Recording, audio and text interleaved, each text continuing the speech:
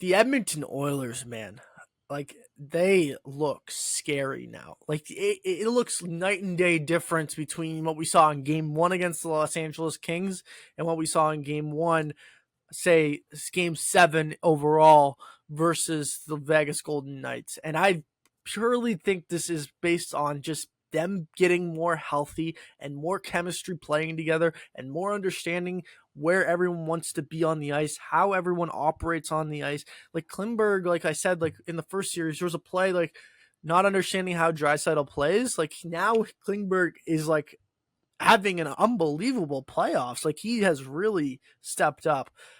So he, they're the first team in NHL history to have 5 games in a row of multi-goal comebacks.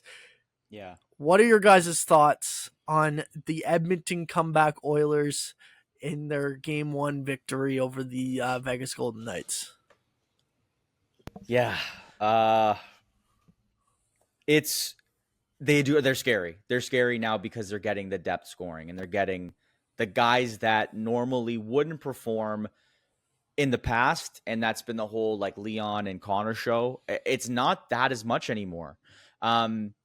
First of all, two things. The Connor Brown goal, I don't know, like Shea Theodore looked like he played house league. He looked like he's never played hockey in his life. And he's a great defenseman. He got turned around, and then he was a step or two behind Brown, and he gives him the old like little tap on the stick. Like, dude, you can't do that. Like, you have to skate. So that was one of the crazier things I've seen. Incredible celebration from Connor Brown. He just stops in the middle of the Vegas bench, and I'm like, what's going on here? He looks mad. Like, did the puck not go in? Mugged. Unbelievable. He mean mugged. Incredible Selly. That was commented on I think on 32 Thoughts by Elliot Friedman. But I think the scariest thing is that they're doing this without Matthias Ekholm, especially with such a heavy D on in Vegas's perspective. They're doing this without a really good back end. Calvin Pickard is holding his own. He's the goalie that, again, he is just be Calvin Pickard, right? And like, as long as you're holding your own, Edmonton can win shootouts. They can win 5-4, 6-5 if necessary. They have the big dogs. Now, that being said, I do think Vegas completely destroys this team in game 2. I'm just going back on what I'm talking about. And the reason I say that is because you can't consistently win comeback games. It's awesome that they're doing it.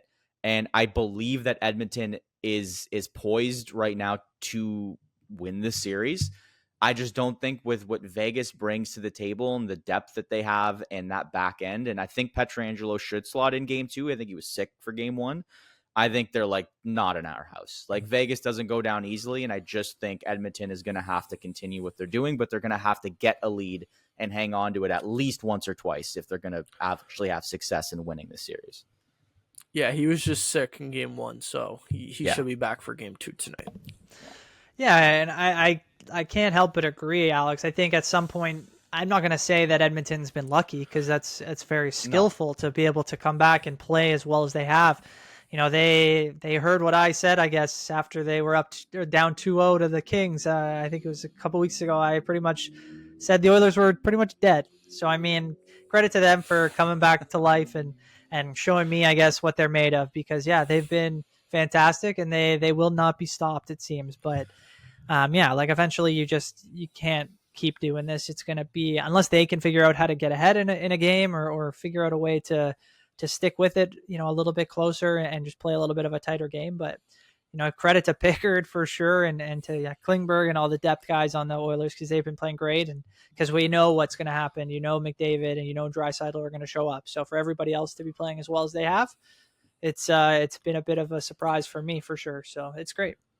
Like you said, though, Mando, the scary part is, like, they don't have Ekholm and they're still doing this. And yeah, the thing is, like, he is ruled out for round 2 of the playoffs, but he has not been ruled out for, like, the Western Conference Finals if it happens, or the Stanley Cup Final if it happens, which leads me to believe, like, he's out for at least a month. We know that. Like, these 2 series will take up a month. But I don't think he's out for the whole playoffs. Like, I don't think if there has been any report saying that there was any concern that he missed the whole playoffs.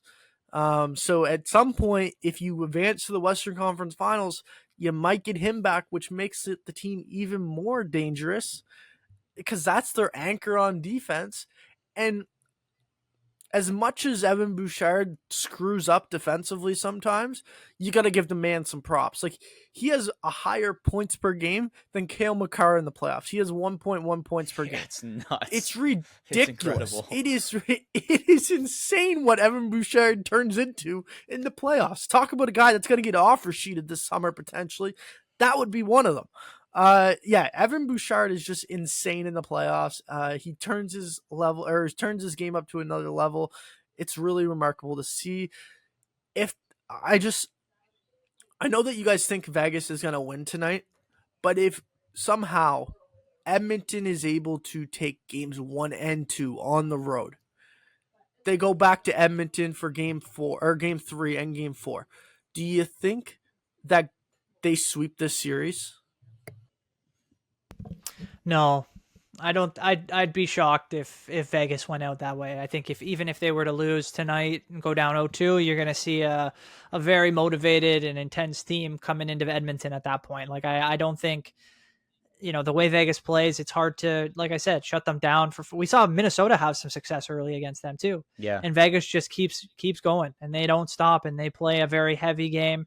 They're hard to score on. They have a lot of talent themselves, and yeah, like it's not out of the realm of possibility, but the way that Edmonton's moving right now. But I think the way that I've seen Vegas this year, I don't expect a sweep. That's for sure. Yeah, there's not much else to say. I agree with you, Brandon. I think it would be crazy. Stranger things have happened. We've seen this sweeps happen before. We even saw first round with Tampa and Florida. I don't think a lot of people anticipated Tampa going out that way. But yeah, deep team, and just they've got a lot of firepower. I think it's just a matter of time before they get to Pickard in at least one game.